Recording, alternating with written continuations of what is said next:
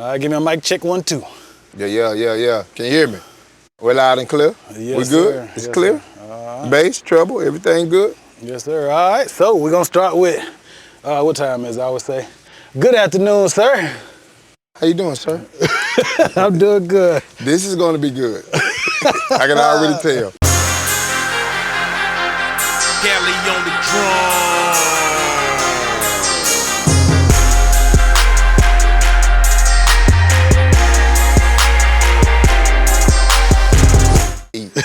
That sounds like a good time. It get money. So I want to actually, I didn't tell you this before we started. I actually want to give you Here we go already. He ain't tell me this before we started. I actually want to give you your flowers for being in the game for such a long time. And actually being productive. Because you can do something for a long time and not be good at it. Versus you've been doing this for a long ass time. The definition of insanity is what? Doing the same shit over and over. No results. Yeah. Right. So, thank you, man. So are you originally from the upstate?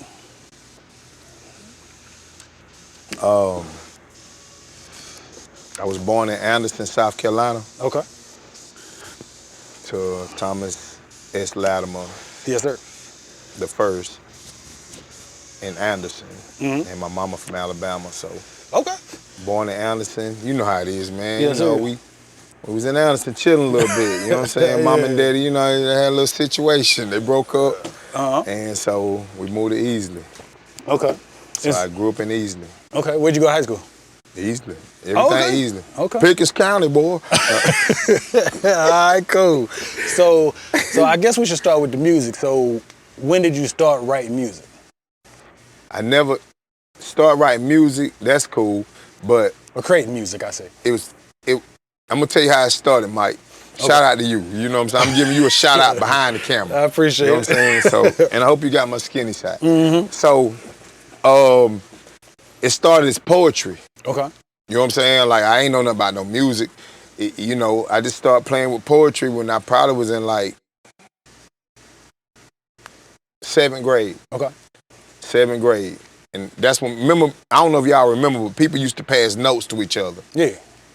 Why am I know that? Why you ain't write me back? So one day I was like, shit, I'm gonna write a poem. You know what I'm saying? I wrote the poem. Okay. And then it was like, how can I say this? It was like crack. They would run up and all the niggas be looking like, why are them girls asking him, why you ain't write me back? Why? Cause I mean, still, I wasn't the best looking nigga or whatever, but it's like, where my note? You ain't write me back. I love that poem. All right. I damn near had them standing in line. Okay. Writing poetry. And so it's like 7th grade. And then, of course, the hip-hop scene came out, and I was like, I'm gonna see if some of these poems and lyrics I wrote will go over a beat. So I don't really never call myself, well, when I was younger, they say, oh, rapper, but I always said, you know, more of a poet. Okay.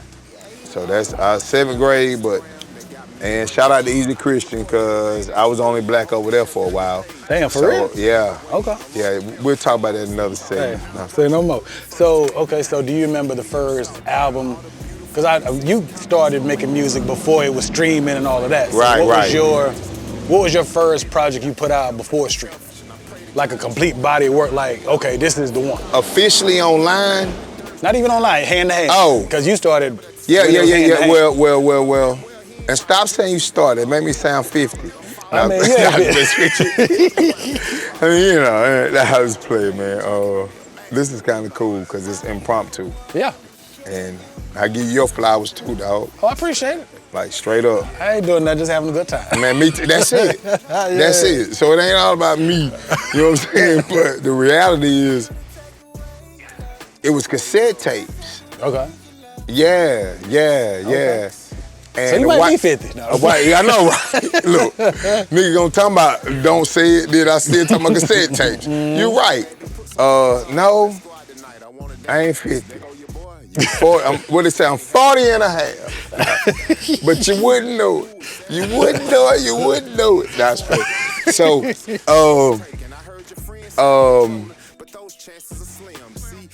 I started my first song that I recorded that I came back home because I moved to Atlanta. I got out the Marines, you know what I'm saying? And then I was like 19, 20. Okay. And I went and I put the song on, well, in Atlanta, I started with Jabasto and them. Okay. They put it on tape. Okay. You know what I'm saying? Niggas was still selling tapes. I ain't know nothing about it.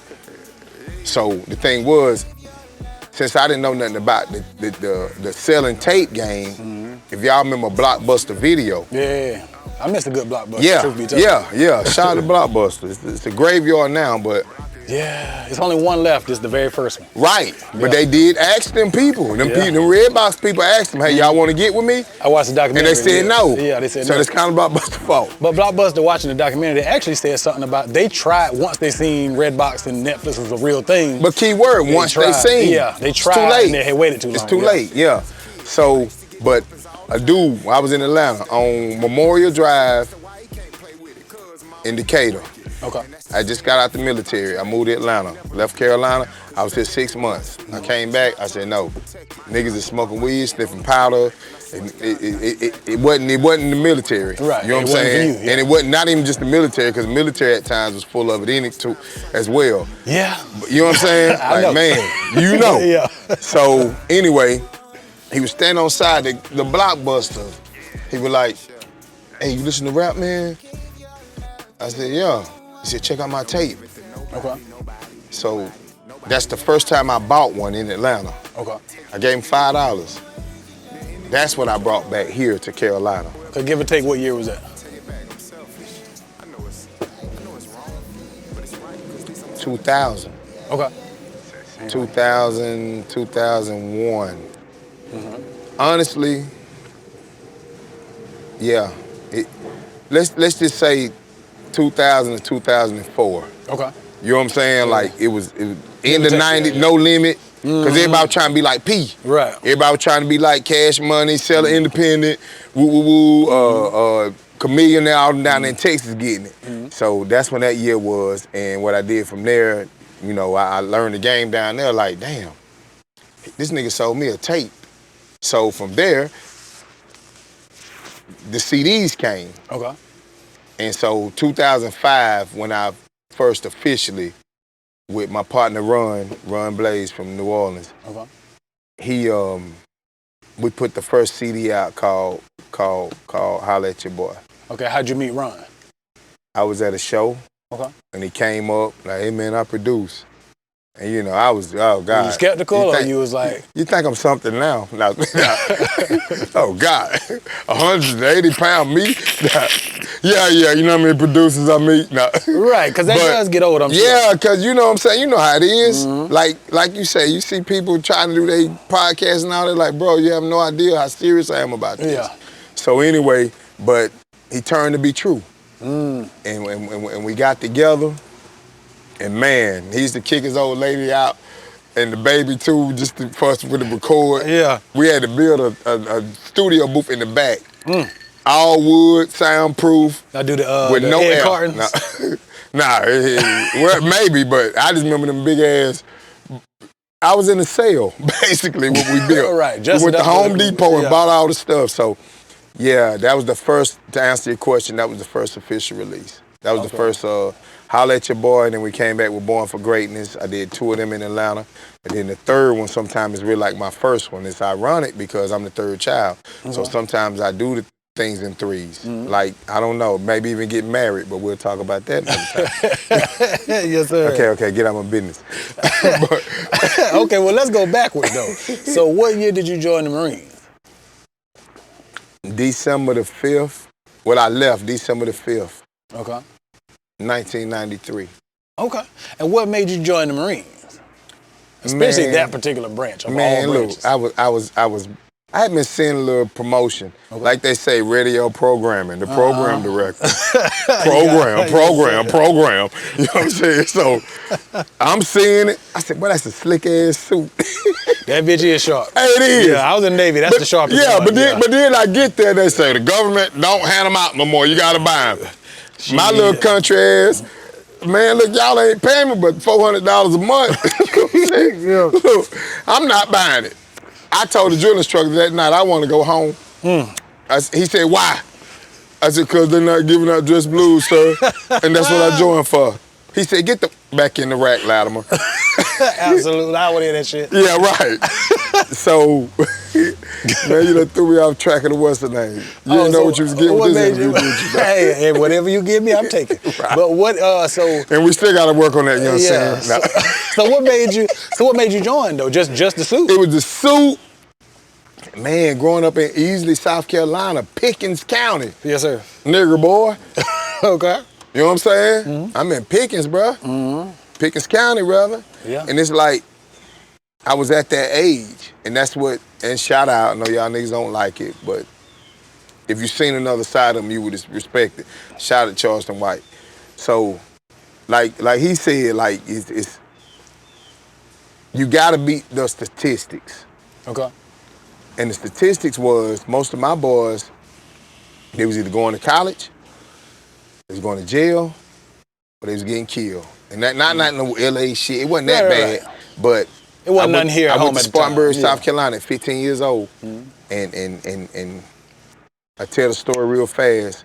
We had to do parts of these interviews, but I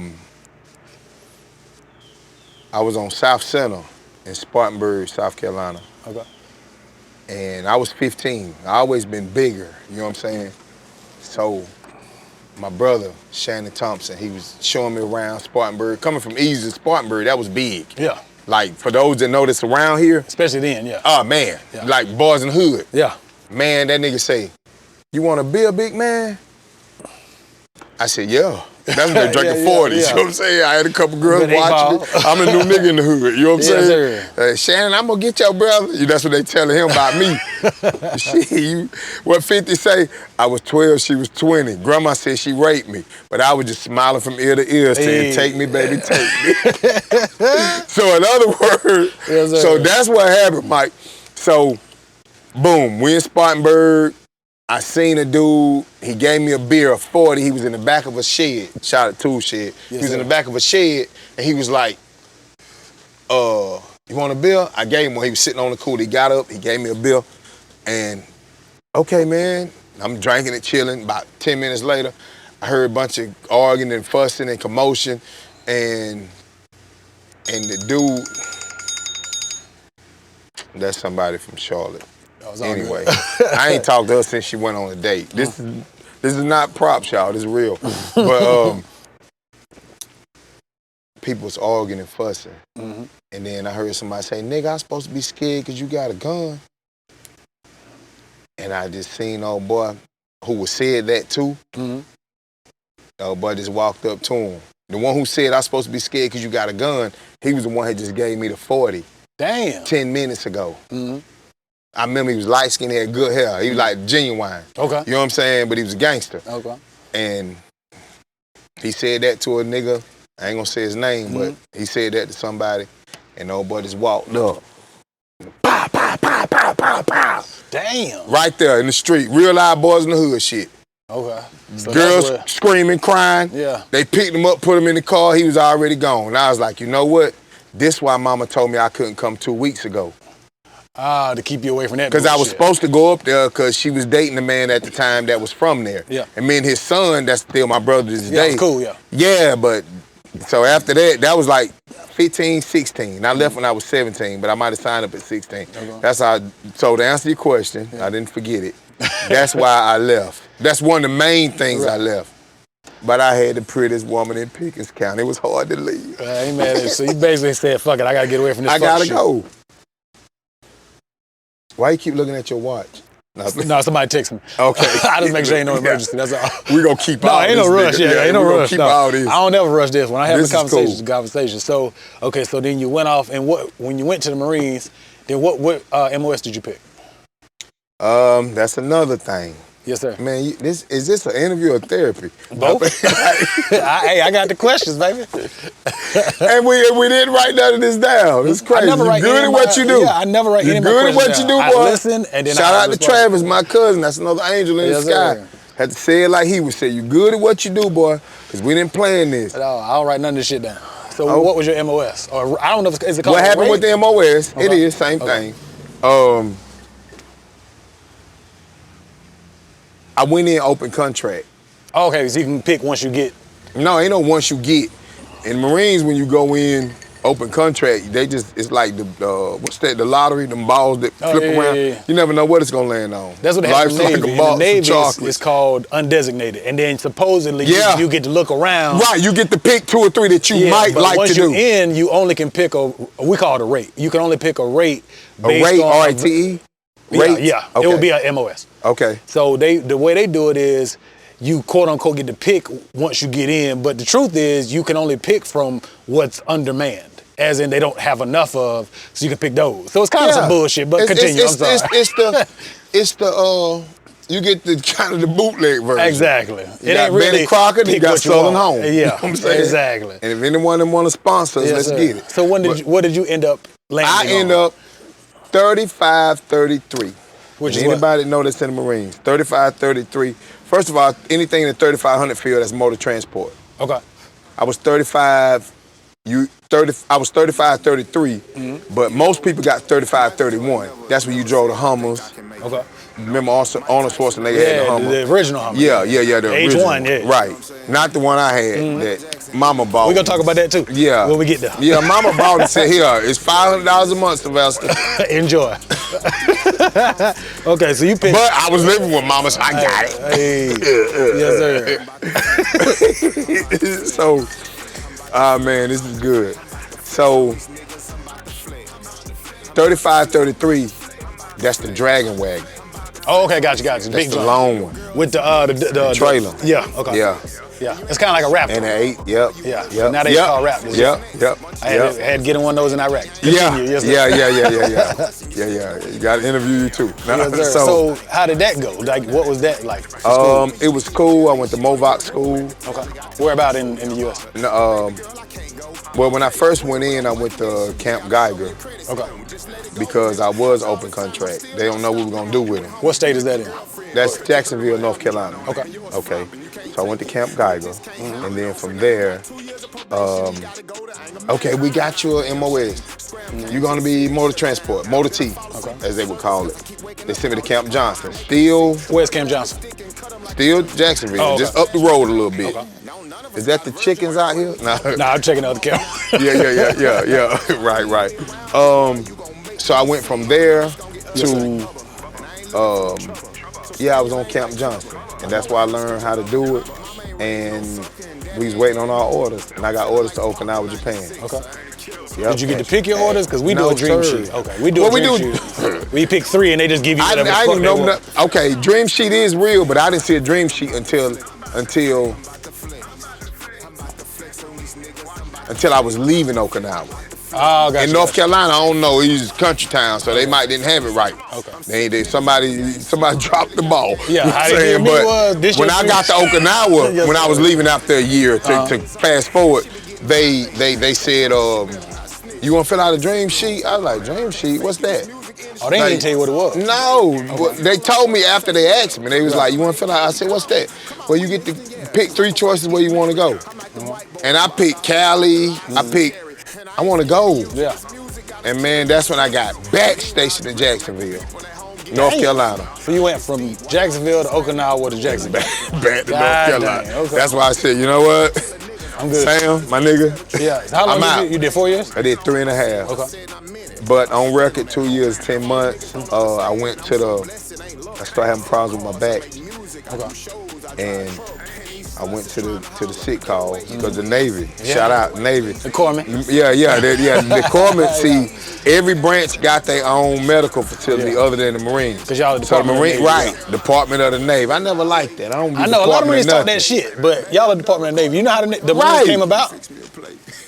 Somebody help somebody. No, this is actually what happened. So, from what I understand, basically the Navy, when they would go in way back in colonial days, they would battle, they would do their battles on the war. When they would commandeer another ship, they would flip the enemy's uniform inside out and wear it. And that slowly, I don't know exactly what happened after that, but that was Who would flip the enemies in? We would take their shit. Enemies? Say we conquer ship USS blah blah blah. We take their uniforms, flip them inside out, and wear them. Bro, you serious? Kind of like a braggadocious, kind of like a trophy type of thing.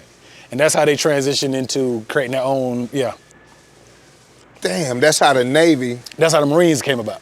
It's something like either they flipped our uniforms inside out or they flipped the enemy's uniforms inside out. Like After they was dead. Yeah, and like, bitch, we got y'all. Yeah, something along those lines. I can believe that. Yeah. So anyway, enough of my career. No, we learn something every day, dog.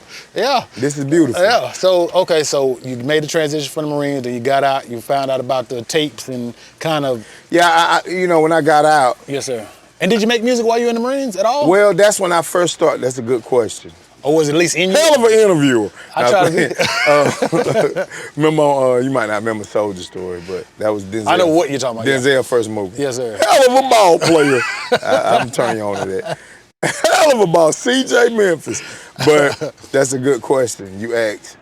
When I was in, that's when cause we had talent shows and straight from the cafe. Yeah. That's where I started. My brothers, yes, Tony and Calvin, Cleveland. We started around here before I went to the military. But what happened, like we was a group, so we was 3 of us, straight from the cafe. So what happened, we did a couple talent shows, and I was like, this everybody, grandmamas and cousins and homeboys supporting. We might, I think we good. But I'm like, they just saying we good because it's our family out here in the front row. But when I went to the military, then I started being around people from all different walks of life. They don't like your shit, they gonna boo. And they was like, even just we had a thing called a loser cruiser in Okinawa. Like the loser cruiser, that's what they called it. You need a ride? The loser cruiser. You gotta get on the loser cruiser. Yes, sir. And we would all be waiting on it to try to go to the different parts of Japan. But niggas be like, hey, well, by then it wasn't no do you beatbox. It was like, hey, you can rap, you can freestyle. Right, spit something. Right, spit something, right. Spit something, we need to bring that back. Spit something. I want my cut, spit something. We need to do that. Me and you need to take that concept. We need to take that concept and do spit something and just make niggas freestyle. Because now everybody rapping. Yeah, supposedly. Everybody singing. Yeah. Everybody preaching. Yeah. Everybody's doing everything. Ain't that new under the sun? Yeah, so that's when I started seeing niggas from LA, Atlanta, Chicago, everywhere. Like, we would all do something, they would just come to me. You know what I'm saying? At the bus stop, wherever we was. I said, I said, okay. And then I thought back to my poetry. Remember I told you? I said, okay, I might have a little something. You know what I'm saying? Like, let me put this to music. I'm thinking this niggas, people from my place was telling me I was good. Good job, baby. Right. You know what I'm saying? But I was like, them niggas was going crazy. Yo! Did you hear what he said? Lyrical, miracle, spiritual. You know what I'm saying? Like, niggas was really, and I was like, where you from, yo? And then the southern niggas, hey man, where you from, man? I fuck with you, shout it. You know what I'm saying? You know them Atlanta niggas. You know what I'm saying? I'm from Carolina, homie. By where Alabama, and my people live in Buffalo, New York as well. So that's when I was like, okay. All right, boom. I got my confidence then. You know what I'm saying? Like, that's when it was like, okay, not just, it ain't just people that's kin to me or whatever. You know what I'm saying? It's people from all over the world, different parts. Remember I asked you earlier, I said, you still talk to some of these people in the military? Because they still, two things they gonna do for me. They gonna support whatever I put out. That's the deal. They gonna see this. You know what I'm saying? They gonna see this. Whatever I put out, they like, man. Okay. You got it. It's a God-given gift, man. Yeah. I just try to make sure I do the right thing with it. Okay. So once you came home and you started doing the mixtapes, what was there anything? Was that how people that you technically don't owe you anything? Was that how you were able to be like, I'm gonna start taking this for real, or was there something after the military that was like? No, the military kind of sparked it. Like at first, before I left, okay, I think I'm good. Like I told you, the poems. Okay, the poems. That was okay. They was on crack. They loved it. Yeah. And then the military, everything kept promoting me, pushing me, like. Right. Keep going. Keep doing it. Like okay. Because I remember everybody used to be in school or whatever, they say, what you want to do when you grow up? And I was like, man, and the teacher would say, you got to find something you're good at. Even though really, you don't know shit at the time. Yeah, and I'm like, what am I good at? Right, because you got to figure out what you're good at. I don't know, I'm awkward. I played a little football, played basketball, got cut. You know what I'm saying? I ain't even play sports in high school. I wrestled. Yeah, That's it. I wrestled. Right, right. You know what I'm saying? Like Sucking all the 109, athletes get everything. They got the girls, the money, the coaches. They ain't got to go to class. Yeah. And you know, I'm just the poetry. And back then, poetry kind of weird. Yeah, it wasn't cool at the time. Yeah, you damn near was a sorcerer. Yeah. You know what I'm it saying? did help with girls though. Huh? Poetry helped with girls. It did, but that brought more beef from the niggas and the girls. Yeah, why you writing her such and then all of a sudden they all quit shit one time. I guess you gotta write me another poem when you was writing Jennifer and Keisha and Marquisha and, you know what I'm saying? You know, Rolanda. Yes, sir. So was there a point as you were making your music that did you have, I'm sure you, because of the quality of your music as well as the longevity, what was the first opportunity you had to potentially sign with somebody? Oh, man. Dog. Because I'm sure they came. Look, this one I want to and make them wait for the next. This is a full interview. No, man. We're going to do another one. We're going to dugout. Hey, we're going to go there too, but I'm just saying. Man. Okay, I'll tell you this one. Yes, sir. With all due respect. Yes, sir. I'll give the people this one. You ain't got to say the label, just... Nah, I say it. Okay. If I'm going to say it, I'm going to say it. I was at Apache Cafe. Where's that at? It's Atlanta. Okay. Like I said, I was here 6 months. Yeah. Mama, I was on the couch. They messed around and gave me my first little disability check with the back pay. Hell yeah. But hey, I think Making it rain in this bitch. I think it's about $4,500. Yeah. I said, Mama, we rich. Hell yeah, that's a lot of money at the time. Hey, I said, we made it. I was living with, I had no bills. I had my baby. I had Shabria. Yes, sir. And Shimon, my angel. Yes, sir. Man, you done took me off my thing. What was your first opportunity? Yeah, my first opportunity. Yes, like I said, I moved to Atlanta 6 months, and we was at Apache Cafe. And shout out to Kawan Prather. Okay. Kawan Prather is responsible for Usher. He took me to Outkast studio. Is that KP that T.I. be talking about? KP. Okay, yeah, I know you talking about. See, I know you. Yeah. I don't know him, but I'm just, You want me to call him right now? I can call him right now. I mean, you can once we get done. Yeah, and it's crazy because, like I said, my angel, yes, sir, Shabril, I just talked to him last year because his son and my daughter Shabril, they got the same birthday. Oh, that's dope. Okay. And you know, so what's up, KP? Yeah. He called me. I was in the truck. Yeah. Man, he's like, man, I ain't know, man, what you been up to, blah, blah, blah, man. Oh, it been a minute, yeah. Yeah, been a minute. Yeah. So he always, but he seen me at Apache Cafe, and they had a freestyle battle. Okay. And there was a nigga up there, a little shout yelling nigga.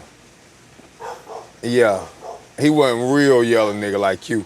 He was a punk nigga. Nah, well, I'm 38. I'm a little old. Look, that. I'm mildly old. Right. Semi-done. He was up there roasting everybody. Oh, he was killing them? Oh, he was killing them. Okay. And I like, man, shoot, I'm going. I went up there. Okay. They put me and him together. I don't know, man.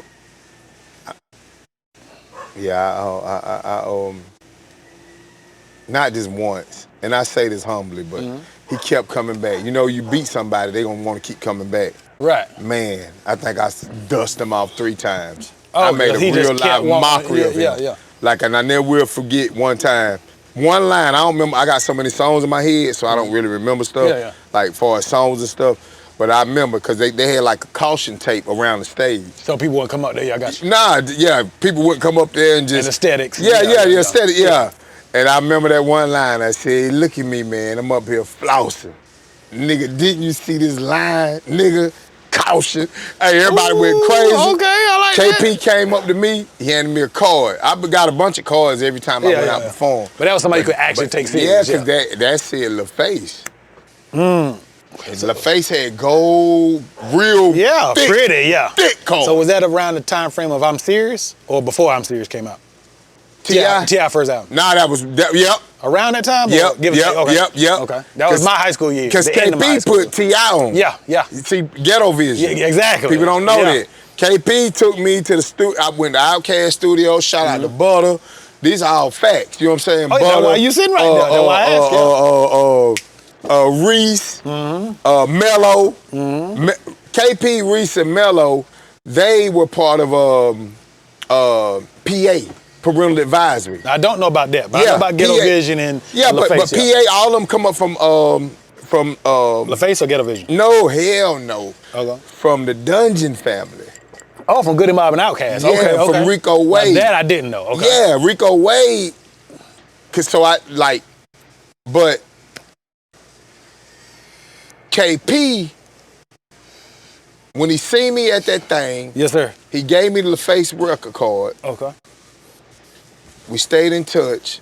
He invited me to another thing. Okay. Where Dungeon family, everybody, boom, boom, boom, everybody was there. And I performed again. Okay. And I always used to rock a straw hat. So I rocked that, and I literally remember like KP and Rico, because they came up together, but KP started branching out with Ghetto Vision. Yeah. So he really was on some, you know what I'm saying? You gotta salute him because he started his own thing. Yeah, I remember them getting the imprint This was before T.I., right before T.I. Yeah. And he even introduced me to Jacob York, which was Big Cat Records. Big Cat Records I know that Gucci name, Man but out. I don't know who it is. Okay, yeah, gotcha. Big Cat, you know what I'm saying? Sir. And then when Gucci had beef with him, Big Cat, you big, you know what I'm saying? Like, yeah. That's what I'm telling you. Like, this is, you know what I'm saying? Like, there's a lot to go with this. Yeah, it's real. You know what I'm saying? So, K, he was like, he told me, he said, and I kept having to do these shows. So he's like, LaFace doing another one, L.A. Reid gonna be there. Okay. And honestly, L.A. was feeling me. But I had a song called The Plot that was popping. I had a song called On Top of the South. Okay. But I had a couple other songs. Okay. But I remember, and I guess this is like my Black Scarface story. Okay. I knew the song that I could have did because I had a song called Home too. Okay. And that was like, I was representing, and the lyrics would be like, from East Coast to across the Bay, there's so many places that you can stay, but you would be so wrong if you didn't claim home. Had my partner, Ari, singing on it. He dead and gone. You know what I'm saying? Yeah, he was from Chicago, Ari. And they loved that song. But it was like at a big event, but it was like at night, but it was kids there. So it's kind of hard to do and I was a like, little more man, vulgar song. I can't, I'm gonna give him something more soft. Yeah. So, you know, KP, you know what I'm saying, he probably correct me if I'm wrong, but I'm pretty sure he know this story. Cause he's like, hey, this it. He's like, I've been telling him about you. Cause he like, a subsidiary, Ghetto Vision was just popping That's not off. the top of the chain. Yeah, and I was like, there, I looked around, well, you know, they had the money. Fuck yeah. They backing what it, Charles say, they had the Jew man money. You know what I'm saying? Yeah, it's the truth. They had the money, you know what I'm saying? So, you will say and won't say what we don't want you to say to a certain extent. And that's what happened. I was like, man, I can't, I gave him something kind of soft. And I knew it was. Okay. Kay was like, man, I'm still rocking with you, man. But he was like, L.A. said you good, but you know, you didn't give him what I seen in you. But I don't think I never told him why I didn't, because I was like, man, there's kids in here. Yeah. Like, it wasn't a lot, but it was like, I mean, 6, 7-year-olds. Right, you ain't in there, motherfucker this and motherfucker that. My daughter, Mama, shout out to Mary. She stayed at the house. I said, I gotta go do this big show. Yeah. She's like, okay. Her and Shabril was there, and I was like, and I went and did it. I came home, I was like, man. But I never really felt bad because I felt kind of, money-wise, like Dave Chappelle said, I mean, I'll still take $50 million if you want to give it to me. Yeah, but I don't walk away from this shit, yeah. But I didn't feel bad morally, and to me, that's more important. I respect that. So but I had already, like, when KP was introducing me to places, I had met up with Griff. Shout out to Griff, my partner from Oakland. He's on the Mary show right now. Him and Erica Campbell. That's praise. They're on the praise station every morning. Okay. So I can respect that though, because a lot of people, when they have the opportunity, will make excuses like, well, they wasn't fucking with me. It was a bad night, and I can really. No, it was never that. Yeah, I respect you made a moral decision. And then I learned. Yeah. But I had learned all of them. You know what I'm saying? I learned. I was like, oh, the hustle still the hustle. Yeah. That's why I still can call him. Yeah. Rico, Malachi from OBG. Malachi, he from Orangeburg, but he was pretty heavy with Dungeon Family. Okay. Like, you know what I'm saying? Yeah. Vegas Nights. I remember seeing CeeLo, and I was like, man, like, I'm invited to all these places, but I still always used to kind of be nonchalant, like, because I never really cared to be. I just want to take care of my people. Right, but that's a mature perspective to realize. Yeah, but I was 23. Yeah, but that's what I'm saying. At that age, that's I'm an old man baby too. But that's a mature thing to say. Look, I'm not going. I would say, not violate. That's too strong of a word, but just. Yeah, I see what you're saying. You know what I mean? To go against my morals. Yeah, like just for some money. Like, bruh, like. And I can respect that. Like, you know what I'm saying? Mm-hmm. And then they used to look. I could tell niggas would look at me because kind of like, why you not performing that shit? J-Bo, Sean P. Yeah. Because see, K brought them out first. Oh, so you weren't even the quote unquote Youngblood, J-Bo and Sean P is Youngblood. Yeah, yeah. So they, all them, you know what I'm saying? They all, if they see me to this day, like. They fuck with you, yeah. Yeah, like, boy, Scram.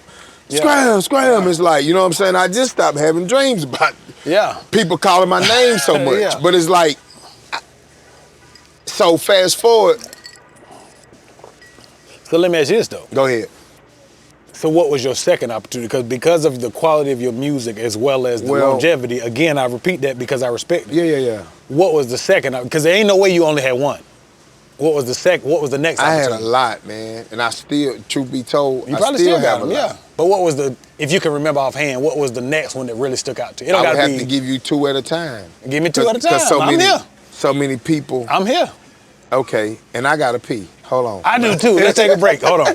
Come right. All the way, sit back down. We gotta tell them we coming right back. Okay. We are coming right back. That's part one. We're gonna take a brief intermission for the bathroom. After these messages, we'll be right back. Yes, sir. Tool Shed, Mike, all this good. Carolina boys. Yes, sir.